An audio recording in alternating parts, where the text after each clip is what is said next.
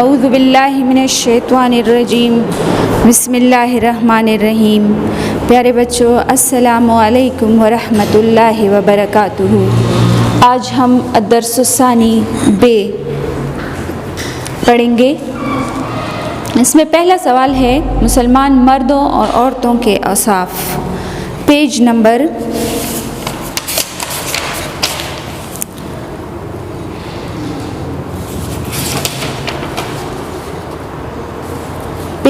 71۔ آپ کے ایکسرسائز میں درسی بک میں پیج نمبر 71 میں ہے کہ سورہ احزاب میں مسلمان مردوں اور عورتوں کے کیا اوصاف بیان ہوئے ہیں اور اس کے لیے انہیں کس اجر کی نوید سنائی گئی ہے۔ آپ اپنی بک میں آیت نمبر 35 پڑھیے، اس کا ترجمہ بھی سیکھیے اور اس ترجمے کو یاد بھی کیجیے۔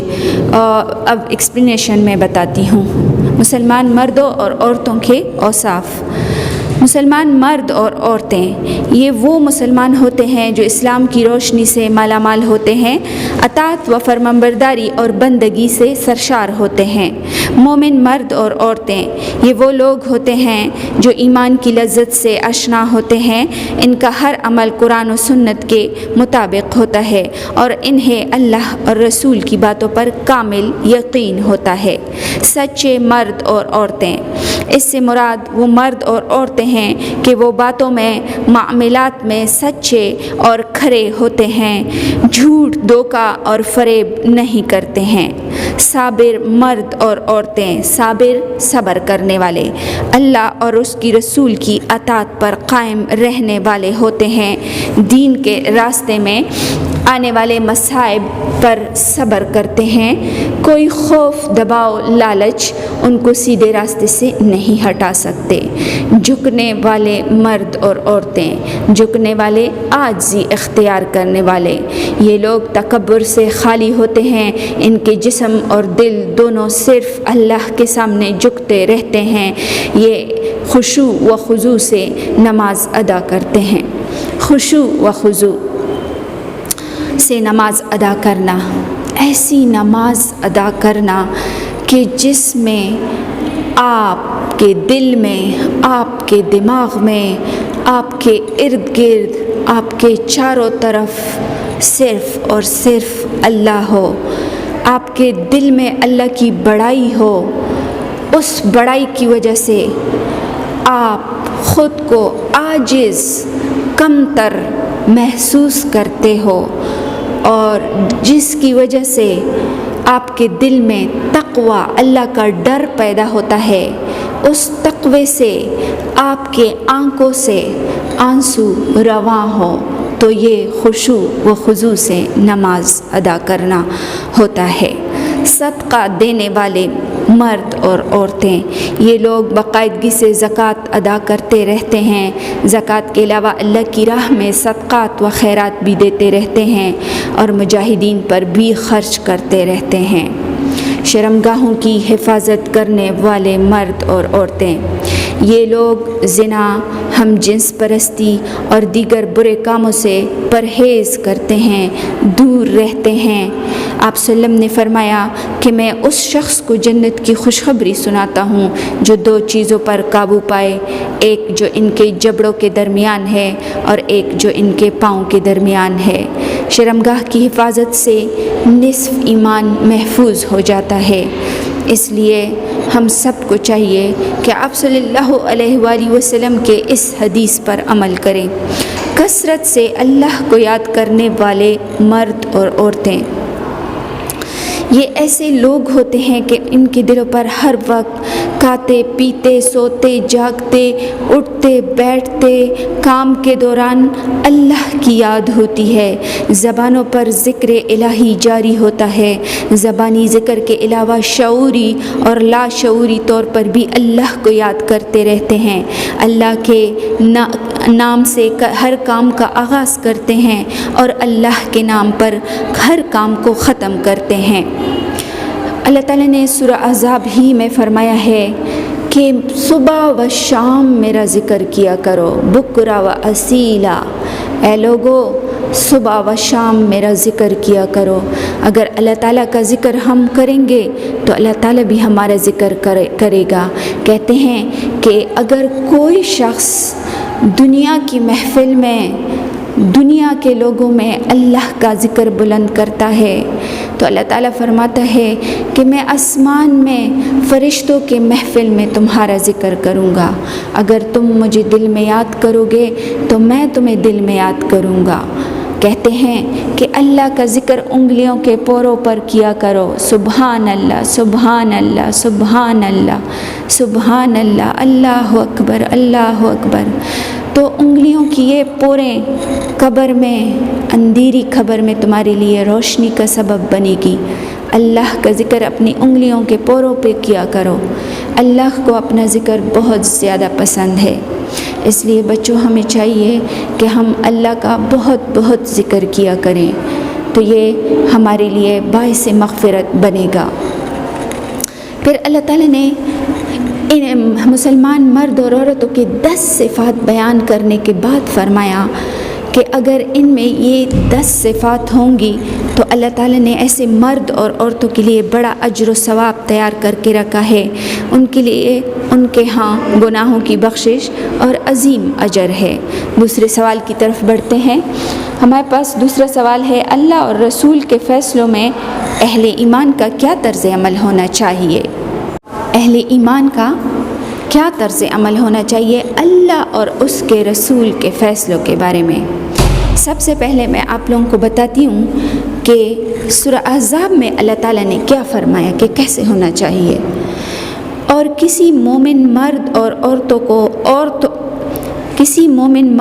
عورت کو حق حاصل نہیں ہے کہ جب اللہ اور اس کا رسول کوئی امر مقرر کر دے، کوئی فیصلہ کر دے، تو وہ اس کام میں اپنا بھی کوئی اختیار سمجھے، اور جو اللہ اور اس کے رسول کی نافرمانی کرتا ہے وہ صریح گمراہ ہو گیا، صریح گمراہ، کھلی گمراہی میں پڑ گیا۔ تھوڑا سا شان نزول بیان کرتی ہوں اس آیت کا۔ یہ آیت اس وقت نازل ہوئی جب آپ صلی اللہ علیہ وآلہ وسلم زید بن حارث کا رشتہ حضرت زینب سے کرانا چاہتے تھے۔ آپ حضرت زینب کے گھر گئے، فرمایا میں تو شادی کا پیغام لے کر آیا ہوں۔ تو حضرت زینب بہت خوش ہو گئی، سمجھی کہ شاید آپ صلی اللہ علیہ وآلہ وسلم مجھ سے شادی کرنا چاہتے ہیں، لیکن آپ صلی اللہ علیہ وآلہ وسلم نے واضح پیغام سنایا۔ کیا تھا واضح پیغام؟ آپ صلی اللہ علیہ وسلم نے واضح طور پر بتایا کہ میں تو زید بن حارث کے لیے زینب کا رشتہ مانگنے کے لیے آیا ہوں۔ اس پر حضرت زینب اور اس کے بھائی عبداللہ نے انکار کر دیا۔ حضرت عبداللہ نے کہا کہ میں اپنی بہن کا رشتہ ایک آزاد کردہ غلام سے کیسے کر سکتا ہوں؟ اصل میں آپ صلی اللہ علیہ وسلم غلام اور آزاد اور غلام کی تفریق کو مٹانا چاہتے تھے۔ اس طرح آپ صلی اللہ علیہ وآلہ وسلم اٹھ کھڑے ہو گئے تو پھر اللہ تعالیٰ نے وحی بھیجی، ان کا انکار اقرار میں بدل گیا۔ کیسے؟ جیسے ہی آپ صلی اللہ علیہ وسلم نے مندر جبالہ آیت پڑھ کر سنائی، مندر جبالہ سے میرا مقصد یہ ہے کہ پہلے شروع میں آپ کے سامنے پڑھ چکی ہوں، وہ آیت پڑھ کر سنائی کہ کسی مرد اور عورت کو یہ حق حاصل نہیں کہ جب اللہ اور اس کا رسول ان کے درمیان کوئی امر یعنی فیصلہ کر دیں تو پھر وہ اس فیصلے میں اپنا بھی کوئی اختیار سمجھے یا منمانی کرے۔ تو ان کا انکار اقرار میں بدل گیا۔ اس آیت کے بعد آپ صلی اللہ علیہ وآلہ وسلم نے زید کا نکاح زینب سے کر دیا۔ آپ صلی اللہ علیہ وسلم نے 10 دینار درہم اور کچھ گھریلو سامان، کچھ کھانے پینے کا سامان ان کے ہاں بھیج دیا۔ آخر میں کہوں گی کہ کسی بھی مسلمان مرد اور عورت، فرد اور قوم، حکومت اور قانون ساز اداروں کو اس بات کا قطعاً اختیار حاصل نہیں کہ وہ اللہ کے رسول کے حکم کو نظر انداز کر کے کوئی اور راہ عمل تلاش کرنے کی کوشش کرے۔ ہمارے لیے راہ عمل موجود ہے، قرآن ہے، آپ صلی اللہ علیہ وسلم کی سنت آپ وسلم کی حدیث، ارشادات، فرمودات، احکامات سب کچھ موجود ہے۔ ہمارے لیے اس میں راہ عمل تلاش کرنا چاہیے، اپنی منمانی نہیں کرنی چاہیے، کیونکہ اس کی اجازت اللہ تعالیٰ نے نہیں دی۔ واضح طور پر فرمایا کسی کو کوئی اختیار ہی حاصل نہیں ہے، کسی مومن مرد اور عورت، مسلمان مرد اور عورت کو یہ اختیار حاصل نہیں کہ جب اللہ اور اس کا رسول ان کے درمیان کوئی فیصلہ کرے پھر وہ اس میں اپنی کوئی منمانی کرے یا اپنا کوئی اختیار سمجھے۔ جو لوگ اللہ اور اس کے رسول کی حکم کی تعمیل نہیں کرتے ان کے لیے اللہ تعالیٰ نے فاسقون، ظالمون، کافرون کے الفاظ استعمال کیے ہیں۔ کہاں پہ؟ قرآن میں استعمال کیے ہیں۔ تو ہمیں ایسے نہیں کرنا چاہیے، اللہ اور اس کے رسول کے سامنے سر تسلیم خم کرنا چاہیے۔ اگلے سوال کی طرف بڑھتے ہیں۔ حضرت زید کے بارے میں سورہ احزاب میں اللہ تعالیٰ نے جو باتیں بیان کی ہے وہ تحریر کیجئے۔ آپ کے اسی پیج پر تیسرا سوال، سورہ احزاب آیات نمبر 37 اینڈ 38 میں اللہ تعالیٰ کیا فرماتا ہے میں آپ لوگوں کو بتاتی ہوں۔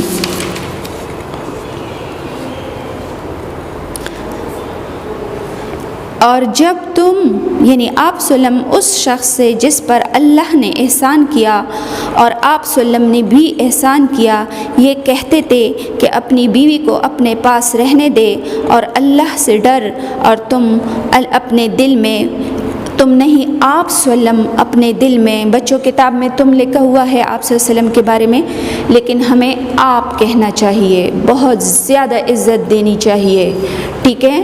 تو آپ سلم اپنے دل میں وہ بات پوشیدہ کرتے تھے جس کو اللہ ظاہر کرنے والا تھا، اور آپ سلم لوگوں سے ڈرتے تھے، حالانکہ اللہ اس کا زیادہ مستحق ہے کہ اس سے ڈرو۔ پھر جب زید نے اس سے یعنی حضرت زینب سے کوئی حاجت تعلق نہ رکھی یعنی ان کو طلاق دے دی تو ہم نے تم سے ان کا نکاح کر دیا تاکہ مومنوں کے لیے ان کے منہ بولے بیٹوں کی بیویوں کے ساتھ نکاح کرنے کے بارے میں کوئی خرچ نہ ہو، جب ان سے اپنی حاجت نہ رکھے یعنی وہ ان کو طلاق دے تو کوئی ان سے نکاح کرے تو اس پر کوئی تنگی نہ ہو، اور یہ اللہ کا حکم ہے اور اللہ کا حکم تو ہو کر رہنے والا ہوتا ہے۔ اب سوال پیدا ہوتا ہے کہ حضرت زید بن حارث کون تھے؟ تھوڑا سا میں آپ لوگوں کو اس کا بتاتی ہوں کہ حضرت زید رضی اللہ تعالیٰ عنہ کون تھے۔ حضرت زید بن حارثہ عرب کے ایک معزز خاندان سے تعلق رکھتے تھے۔ ایک دن بنی قین نے ان کے قافلے پر حملہ کر دیا، سارا مال چھین لیا، جاتے وقت 8 افراد کو اغوا کر لے گئے جن میں حضرت زید بن حارث بھی شامل تھے۔ بنی قین نے طائف کے قریب اوکاز کی منڈی میں حکیم بن حزام کے ہاتھوں 400 درہم میں بیچ دیا، 400 درہم میں بیچ دیا۔ حکیم بن حزام نے حضرت خدیجہ کو تحفے میں دے دیا۔ جب حضرت خدیجہ کی آپ صلی اللہ علیہ وآلہ وسلم کے ساتھ شادی ہوئی تو آپ سلم کو انہوں نے تحفے میں دے دیا۔ آپ سلم نے زید کو آزاد کر دیا، اچھی تعلیم و تربیت اور پرورش کی۔ حضرت زید بن حارث کا نکاح، آپ سلم آزاد اور غلام کی تفریق کو مٹانا چاہتے تھے، اس لیے آپ سلم نے حضرت زید سے زینب کا نکاح کر دیا۔ دوسری بات یہ تھی کہ منہ بولے بیٹی کی طلاق یافتہ اور بیوہ کے ساتھ نکاح نہ کرنے کے رسم کو بھی اللہ تعالیٰ ختم کرنا چاہتا تھا آپ سلم کے ذریعے۔ زید اور زینب کا نکاح تو ہو گیا لیکن انڈرسٹینڈنگ نہیں رہی، دونوں میاں بیوی کے درمیان انڈرسٹینڈنگ نہیں رہی۔ حضرت زینب کی اپنی حیثیت تو بہت اچھی تھی لیکن زید ایک عزت کردہ غلام تھے، لہٰذا مزاج اور طبیعت میں بہت فرق تھا۔ شادی شدہ زندگی تلخیوں سے دوچار تھی، یہ شادی کامیاب نہیں ہوئی۔ حضرت زید کا فیصلہ، جب حضرت زید کو معلوم ہو گیا کہ زینب رضی اللہ تعالیٰ عنہ تو مجھے شروع سے ہی ناپسند کرتی تھی، تو سورہ احزاب میں یہ بیان ہوا ہے کہ حضرت زید نے زید رضی اللہ نے آپ وسلم سے یہ ذکر کیا کہ میں زینب کو طلاق دے دوں گا، تو آپ وسلم نے فرمایا امسک علیک، اپنے آپ کو روک رکھ، اپنی بیوی کو اپنے پاس رہنے دے، واتق اللہ، اور اللہ سے ڈر۔ اللہ نے آپ وسلم کو پھر ان باتوں سے آگاہ کیا، اللہ تعالیٰ نے وحی کے ذریعے آپ وسلم کو آگاہ کیا کہ یہ طلاق ہونے والی ہے۔ آپ وسلم جو بات اپنے دل میں چھپا رہے ہیں اللہ اسے ظاہر کرنے والا ہے۔ جب زید نے زینب سے حاجت پوری کر لی تو ہم نے زوجنا کہا، زینب کا نکاح آپ وسلم سے کرا دیا۔ آپ صلی اللہ علیہ وسلم کو طعنوں کا خدشہ تھا۔ آپ صلی اللہ علیہ وسلم نے زید اور زینب کی شادی کرائی تھی اور زید آپ صلی اللہ علیہ وسلم کا منہ بولا بیٹا بھی تھا۔ پھر حضرت زینب کے ساتھ جو کچھ ہوا آپ صلی اللہ علیہ وسلم اس کی تلافی بھی چاہتے تھے، لیکن درمیان میں جو بات حائل تھی وہ یہ تھی کہ اگر میں طلاق کے بعد زینب سے شادی کرتا ہوں تو لوگ کیا کہیں گے کہ اپنے منہ بولے بیٹے کی بیوی یعنی بہو سے شادی کی، کیونکہ اس وقت متبنہ کے مطلقہ سے شادی حرام تھی۔ اللہ کا فیصلہ، اللہ نے فیصلہ سنایا کہ منہ بولا بیٹا حقیقی بیٹا نہیں ہوتا، خونی بیٹا نہیں ہوتا اور سلبی بیٹا نہیں ہوتا، لہٰذا ان کی مطلقہ سے طلاق یافتہ سے شادی جائز ہے۔ آپ صلی اللہ علیہ وسلم کا حضرت زینب سے نکاح۔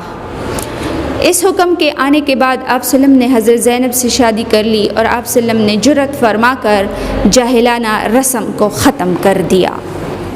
آئیں بچوں عبارات کی طرف بڑھتے ہیں۔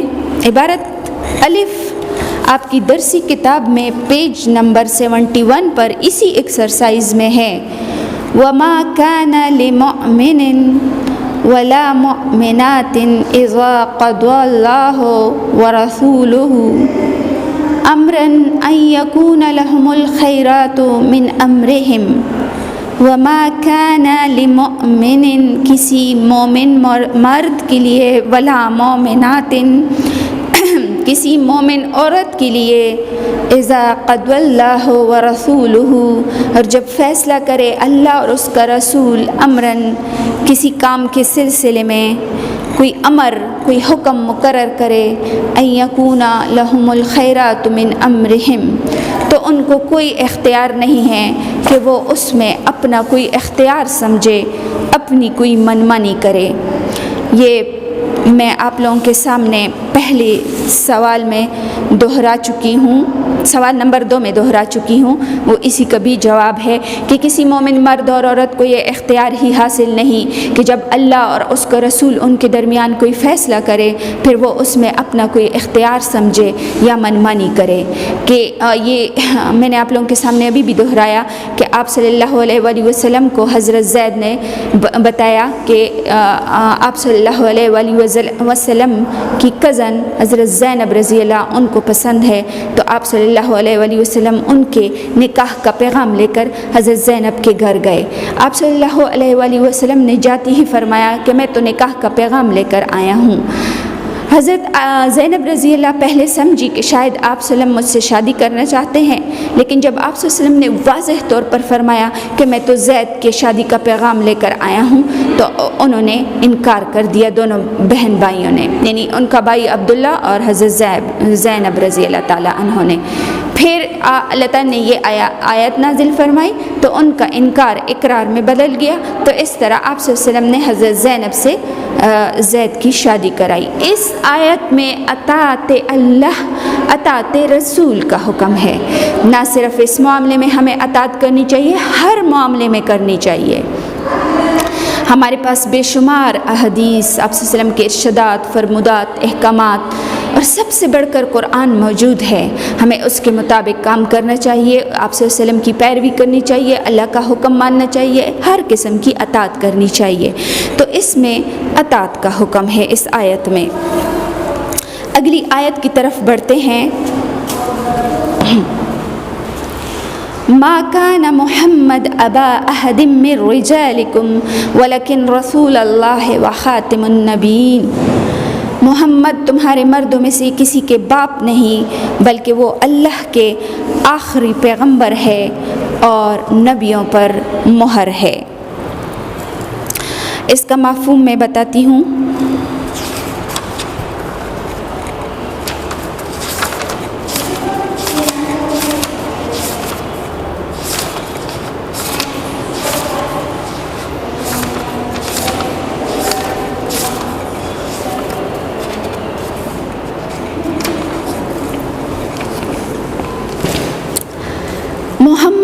تمہارے مردوں میں سے کسی کے باپ نہیں۔ مردوں، رجال عربی زبان میں مردوں کے لیے استعمال ہوا ہے، اور مردوں میں سے ایک مرد حضرت زید بن حارث رضی اللہ تعالیٰ عنہ مراد ہے۔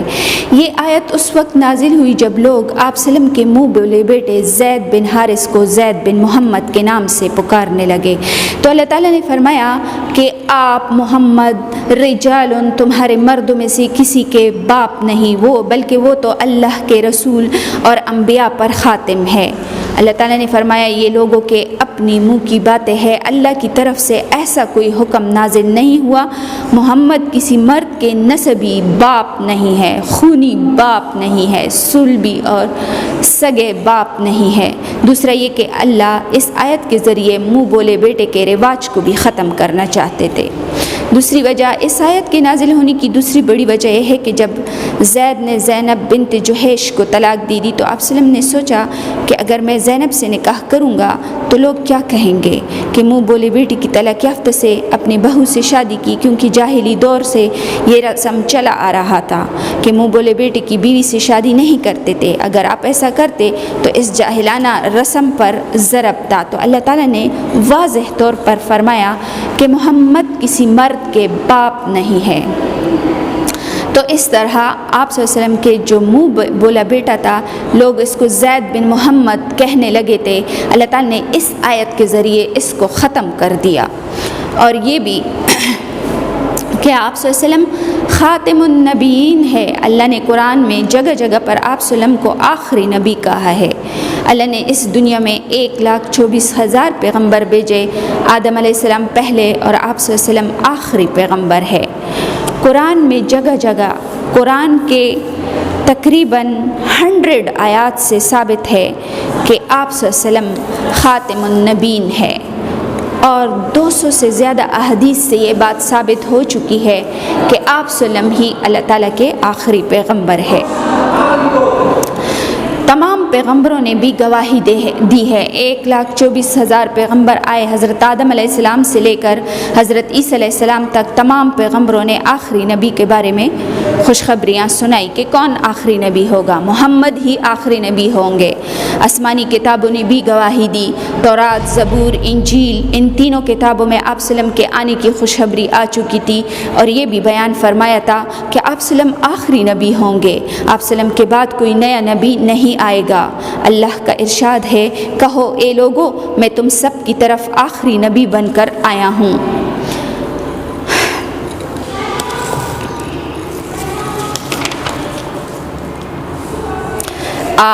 آپ صلی اللہ علیہ وآلہ وسلم نے آخری نبی ہونے کے بارے میں خطبہ حجۃ الوداع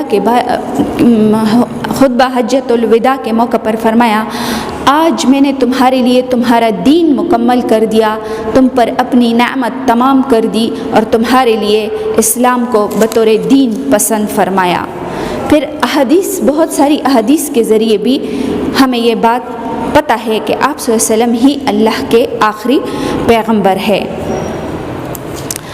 حدیث میں ہے، لا نبی بعدی، میرے بعد کوئی نبی نہیں آئے گا۔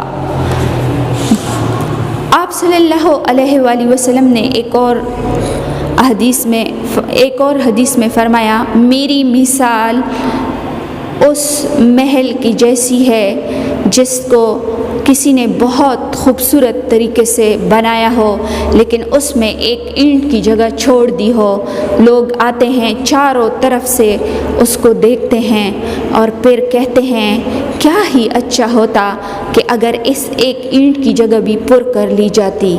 بس میں اب نبیوں میں اس اینٹ کی جگہ پر ہوں، یعنی اس اینٹ کی خالی جگہ کو پر کیا ہے، اب میرے بعد کوئی نبی نہیں آئے گا۔